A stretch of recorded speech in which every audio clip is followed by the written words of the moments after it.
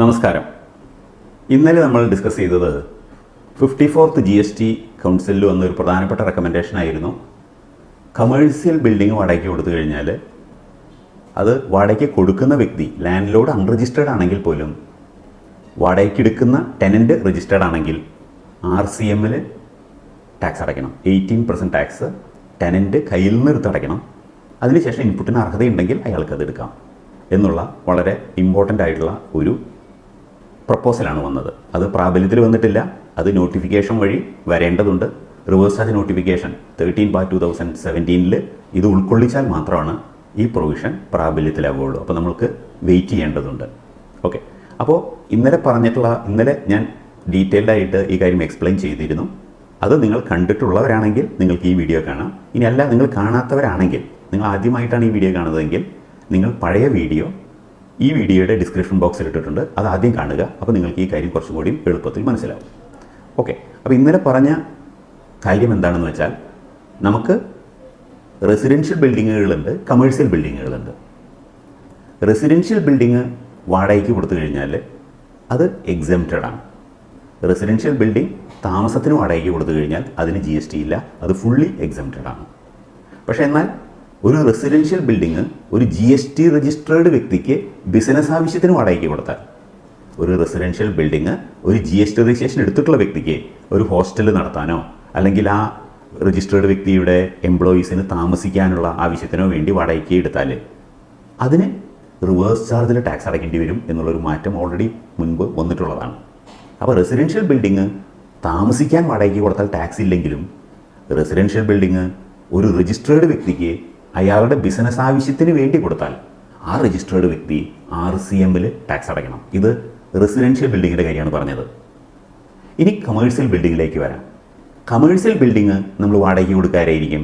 ചിലപ്പോൾ അൺരജിസ്റ്റേർഡ് വ്യക്തിയായിരിക്കും ഈ land load. അപ്പോൾ അയാൾ നോർമലി ആരിൽ നിന്നും ടാക്സ് കളക്ട് ചെയ്യില്ല, ടെനൻറ്റിൽ നിന്ന് ടാക്സ് കളക്ട് ചെയ്യില്ല. കാരണം ലാൻഡ് ലോഡ് അൺരജിസ്റ്റേർഡ് ആണ്. ഇനി ലാൻഡ് ലോഡ് രജിസ്റ്റേർഡ് ആണെങ്കിൽ 20 ലക്ഷം രൂപയേക്കാൾ മേലേക്ക് ആനുവൽ ടേൺ ഓവർ അയാൾക്ക് വരുന്നുണ്ടെങ്കിൽ അയാൾ രജിസ്ട്രേഷൻ എടുക്കും. രജിസ്ട്രേഷൻ എടുത്തിട്ടുള്ള ലാൻഡ് ലോഡ് ആണെങ്കിൽ അയാൾ വാടകയ്ക്ക് കൊടുത്താൽ എപ്പോഴും ടാക്സ് വരും. അത് രജിസ്ട്രേഷൻ ഉള്ള ടെനൻറ്റിന് കൊടുത്താലും ടാക്സ് വരും 18%. ഇനി രജിസ്ട്രേഷൻ ഇല്ലാത്ത ആൾക്കാർക്ക് ഇയാളുടെ ബിൽഡിംഗ് വാടകയ്ക്ക് കൊടുത്താലും ടാക്സ് വരും. ഓക്കെ, അപ്പോൾ അൺരജിസ്റ്റേർഡ് ടു അൺരജിസ്റ്റേർഡ് ടാക്സ് ഇല്ല. അൺരജിസ്റ്റേർഡ് ടു രജിസ്റ്റേർഡ് അത് ടാക്സ് ഉണ്ടായിരുന്നില്ല. അതിന് പക്ഷേ ഈ 54th GST കൗൺസിൽ മീറ്റിങ്ങിൽ RCMൽ ടാക്സ് കൊണ്ടുവന്നിരിക്കുകയാണ്.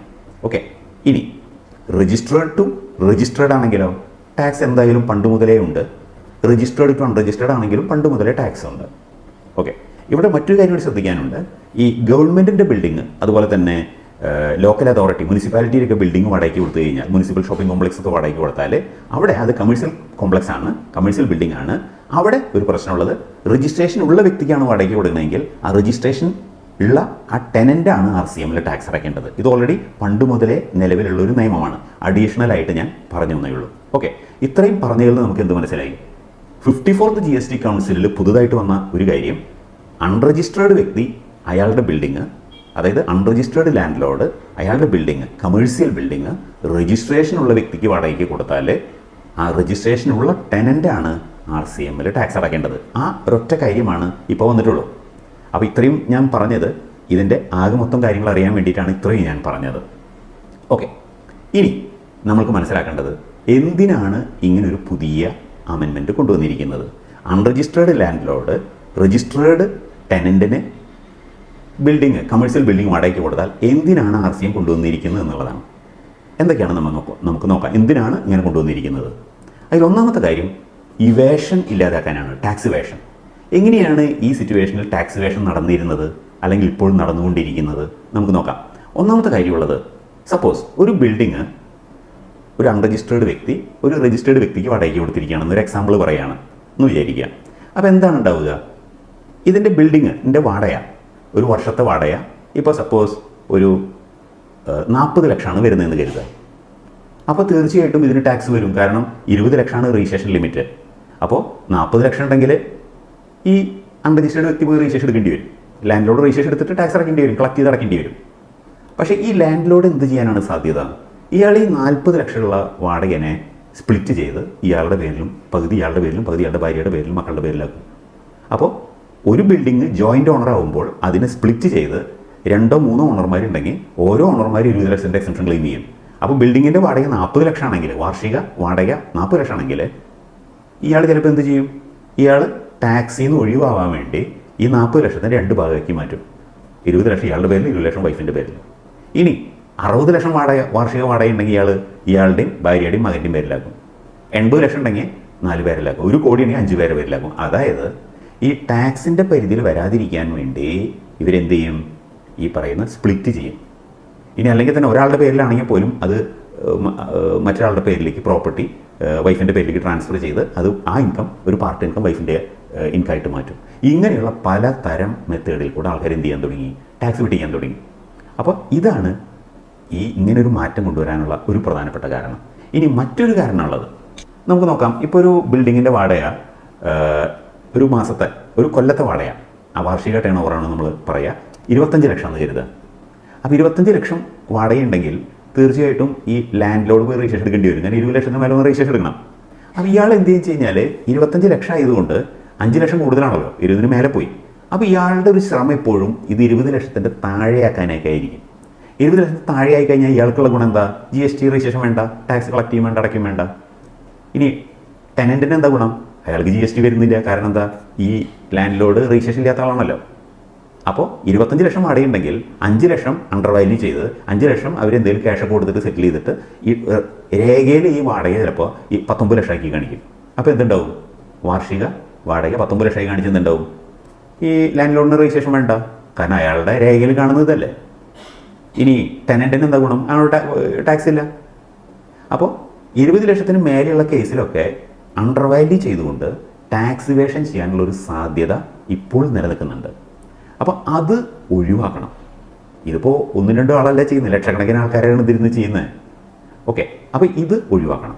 ഇനി മാത്രമല്ല മറ്റൊരു കാരണം, ഇപ്പം നിലവിൽ റെസിഡൻഷ്യൽ ബിൽഡിംഗ് രജിസ്റ്റേർഡ് വ്യക്തിക്ക് വാടകയ്ക്ക് കൊടുത്താൽ ഓൾറെഡി റിവേഴ്സ് ചാർജിലാണ് റെസിഡൻഷ്യൽ ബിൽഡിംഗ്. അപ്പോൾ കമേഴ്ഷ്യൽ ബിൽഡിംഗ് ആണെങ്കിലോ അതും റിവേഴ്സ് ചാർജിൽ കൊണ്ടുവന്നു കഴിഞ്ഞാൽ ഈ റെസിഡൻഷ്യൽ ബിൽഡിങ്ങിനും കമേഴ്ഷ്യൽ ബിൽഡിങ്ങിനും ഒരേ രീതിയിലുള്ളൊരു ട്രീറ്റ്മെൻറ്റ് കൊണ്ടുവന്നു എന്നുള്ള ഒരു സിമിലാരിറ്റി ഒരേ രീതിയിൽ ആവുന്നു. അത് സിമ്പിളാവുന്നു. അപ്പോൾ രജിസ്റ്റേർഡ് വ്യക്തി, ഒരു രജിസ്റ്റേർഡ് ടെനൻറ്റ് കമേഴ്ഷ്യൽ ബിൽഡിംഗ് വാടകയ്ക്ക് എടുത്താലും റെസിഡൻഷ്യൽ ബിൽഡിംഗ് വാടകയ്ക്ക് എടുത്താലും അയാൾ RCMൽ ടാക്സ് അടയ്ക്കണം എന്നുള്ള സ്ഥിതിയിലേക്ക് വരുന്നു. എപ്പോൾ? അൺരജിസ്റ്റേർഡ് വ്യക്തി എന്നാണ് ഈ കമേഴ്ഷ്യൽ ബിൽഡിംഗ് സ്വീകരിക്കുന്നതെങ്കിൽ അയാൾ അടയ്ക്കണം റിവേഴ്സ് ചാർജിൽ. ഇനി റെസിഡൻഷ്യൽ ബിൽഡിംഗ് ആണെങ്കിൽ അയാൾ ഈ ടെനൻറ്റ് RCMൽ ടാക്സ് അടയ്ക്കണം. അപ്പോൾ ഇങ്ങനെയുള്ള കാര്യങ്ങളൊക്കെ ഇവേഷൻ്റെ പോസിബിലിറ്റി കൂടുതലുള്ളത് കൊണ്ടാണ് ഗവൺമെൻറ് ഇങ്ങനൊരു കാര്യം, ഒരു അമെൻമെൻറ്റ് 54th GST കൗൺസിലിൽ ഇങ്ങനെ കൊണ്ടുവന്നത്. ഓക്കെ, ഈ കാര്യങ്ങളാണ് ഇതിൻ്റെ പിന്നിലുള്ള ഒരു കാര്യം. ഇനി ഈ ഒരു ചെറിയൊരു മാറ്റം കൊണ്ട് തന്നെ ഈ ഇന്ത്യയിൽ എത്രത്തോളം മാറ്റങ്ങൾ കൊണ്ടുവരും, എത്രത്തോളം ടാക്സ് ഇൻക്രീസ്, ടാക്സ് കളക്ഷൻ കൂടുമെന്നാണ് വിചാരിക്കുന്നത്. ഉദാഹരണത്തിന് നമുക്ക് നോക്കാം. ഇപ്പോൾ കേരളത്തിൽ തന്നെ, കേരളത്തിൻ്റെ ഒരു മെയിൻ പ്രോബ്ലം കേരളത്തിന് ടാക്സ് റവന്യൂ കൂടുന്നില്ല എന്നുള്ളതാണ്. വലിയ പ്രശ്നമായിട്ടാണ് ഇരിക്കുന്നത്. ഓൾ ഇന്ത്യ നമ്മൾ എബൌട്ട് 10% ടാക്സ് കളക്ഷനിൽ ഗ്രോത്ത് ഉള്ളപ്പോൾ നമ്മൾ ബിലോ 5% ആണ് നമ്മൾ ഓടിക്കൊണ്ടിരിക്കുന്നത്. അതായത് ഓൾ ഇന്ത്യ ഗ്രോത്തിൻ്റെ പകുതിയിലും താഴെയാണ് കേരളത്തിൻ്റെ ടാക്സ് കളക്ഷൻ്റെ ഗ്രോത്ത്. എനിവേ, അതവിടെ നിൽക്കട്ടെ.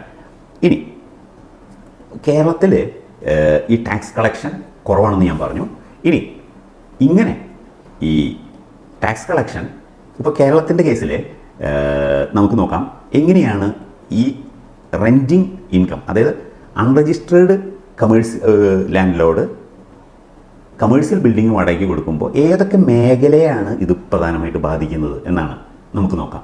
നമുക്കറിയാം ആരെയാണ് ഇത് മെയിനായിട്ട് ബാധിക്കുക? ഈ ടെനൻറ്റിന് ഇൻപുട്ടിന് അർഹതയില്ലാത്ത മേഖലകളെയൊക്കെ ഇത് ബാധിക്കും. ആരൊക്കെയാണ്? രജിസ്ട്രേഡ് ടെനൻ്റാണ്.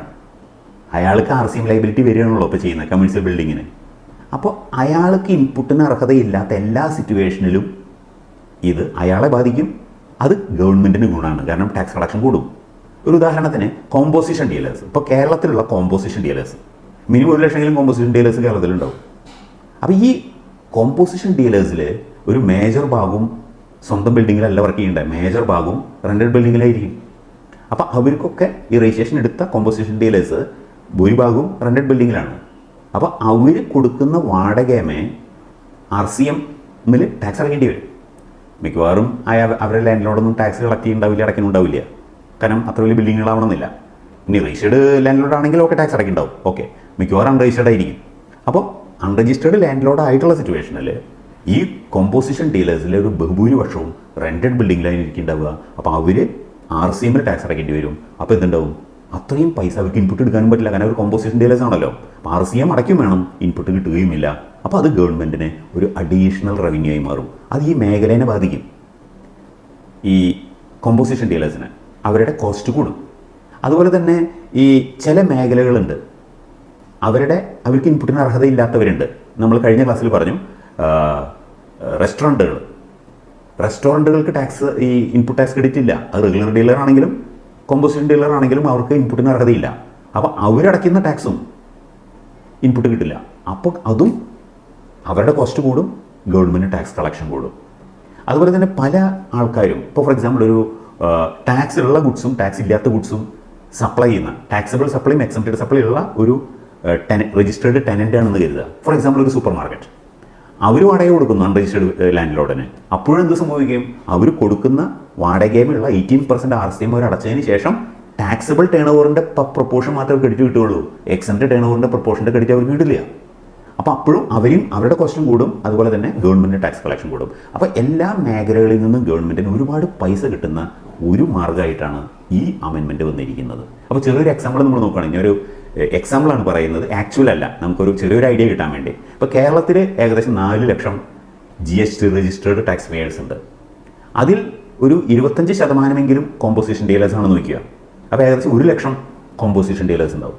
ഈ 1 ലക്ഷം കോമ്പോസിഷൻ ഡീലേഴ്സിൽ ഒരു 75% വാടകയ്ക്ക് ഇരിക്കുന്ന ബിൽഡിങ്ങിൽ ഇരിക്കുന്ന ആൾക്കാരായിരിക്കും. 25% ഒക്കെ രജിസ്ട്രേഷനുള്ള ബിൽഡിങ്ങിലുള്ളതായിരിക്കാം, രജിസ്റ്റേർഡ് ലാൻഡ് ലോഡായിരിക്കാം. പക്ഷെ ഒരു 75% അൺരജിസ്റ്റേർഡ് ലാൻഡ് ലോഡ്സ് ആയിരിക്കും. റഫാണ് ഞാൻ പറയുന്നത്. അപ്പോൾ ഒരു 1 ലക്ഷം ടാക്സ് പേയേഴ്സിൽ, 1 ലക്ഷം കോമ്പോസിഷൻ ഡീലേഴ്സിൽ ഈ ഒരു 75,000 കോമ്പോസിഷൻ ഡീലേഴ്സും ഈ അമെൻമെൻറ്റ് ബാധിക്കും. ഇപ്പോൾ ആ 75,000 കോമ്പോസിഷൻ ഡീലേഴ്സിൽ മാസം ഒരു 10,000 രൂപയാണ് വാടക കൊടുക്കണമെന്ന് കരുതുക. അപ്പോൾ ഒരു കൊല്ലത്തെ വാടക നോക്കുമ്പോൾ 75,000 ഇൻറ്റു 10,000 പെർ മന്ത് ഇൻറ്റു 12 മാസം. അപ്പോൾ അതന്നെ ഒരു വലിയൊരു തുകയാവും. ഏകദേശം ഒരു 900 കോടി വരും. റഫാണ് ഞാൻ പറയുന്നത്. അപ്പോൾ ഈ 900 കോടിയുടെ 18% GST അതാണല്ലോ ടോട്ടൽ വരിക. അതിൻ്റെ പകുതി 9%, അത് സ്റ്റേറ്റിന് കിട്ടും, 9% സെൻട്രലിന് കിട്ടും.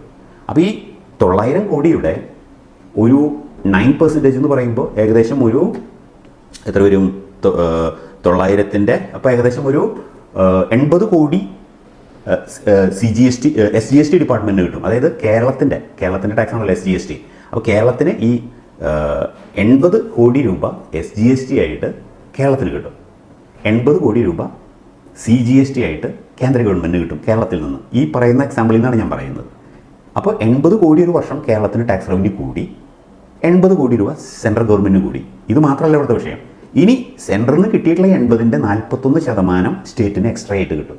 അപ്പോൾ 80 പ്ലസ് ഇതിൻ്റെ 80-ൻ്റെ ഒരു 40% എന്ന് പറയുമ്പോൾ 32 കോടി എക്സ്ട്രാ കിട്ടും. അപ്പോൾ 80 പ്ലസ് 32 എന്ന് പറയുമ്പോൾ ഒരു ഏകദേശം ഒരു 113 കോടി. അപ്പോൾ ഒരു 120 കോടി രൂപയെങ്കിലും ഒരു വർഷം കേരളത്തിന് ടാക്സ് റവന്യൂ കൂടുന്ന ഒരു അമെൻമെൻറ്റാണ് ഈ കൊണ്ടുവന്നിരിക്കുന്നത്. തീർച്ചയായിട്ടും കേരളം ഒരുപാട് ഫൈനാൻഷ്യലി ബുദ്ധിമുട്ടുന്ന അവസ്ഥയിൽ ഒരു ചെറിയൊരു അമെൻമെൻറ്റിൽ കൂടെ എങ്ങനെ പോയാലും ഒരു 100-120 കോടി രൂപ ഓരോ വർഷം കിട്ടുന്ന ഒരു സംവിധാനം ഈ ഒരു മാറ്റത്തിലൂടെ കൊണ്ടുവന്നിരിക്കുകയാണ്. അപ്പോൾ നിങ്ങൾക്ക് ഈ കാര്യം വ്യക്തമായി മനസ്സിലായെന്ന് കരുതുന്നു. മറ്റൊരു എപ്പിസോഡിൽ വീണ്ടും കാണാം. നന്ദി, നമസ്കാരം.